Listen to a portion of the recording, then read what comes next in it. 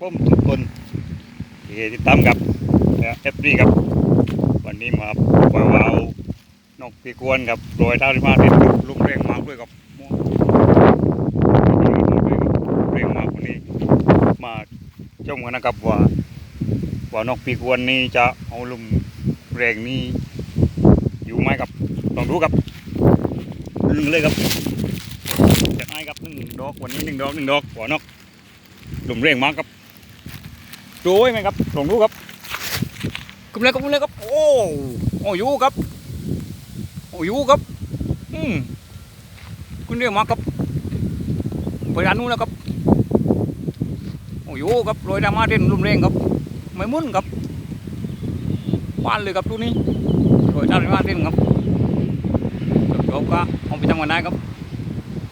ขึ้นนี้มาเลยครับไม่มีมุ่นกับรุมเร่งยูครับปีกวนๆครับยูมาครับยูครับไม่มุ่นไม่ตกครับเดี๋ยวดูมาดูครับ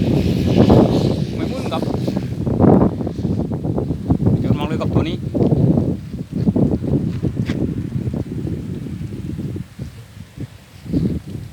เปียกวนติดลมดีมันต้องให้ผมขึ้นเร็วครับเปียกวนครับติดลมมากเลยครับขึ้นไปดีครับไม่มุ่นครับปุ้งแล้วครับรู้จักมากๆกับตัวนี้บางคนนะจะไม่จบกับปีกวนแต่ว่าติดลมดีครับปากตาอย่าปากแตกดีครับมองครับขึ้นไปโยใต้ถุงแล้วครับกลุ่มเร่งวันนี้ครับแต่ว่าอยู่กับไม่มุ่นบ้านครับตัวนี้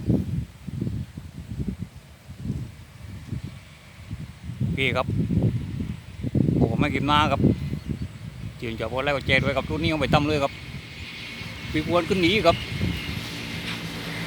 ติดลุ่มหนีครับไม่มุ่นครับ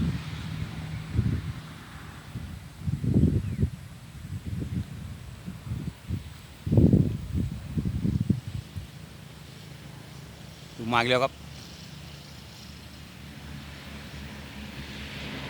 มาอีกแล้วครับมาแล้วขึ้นอีกแล้วครับไ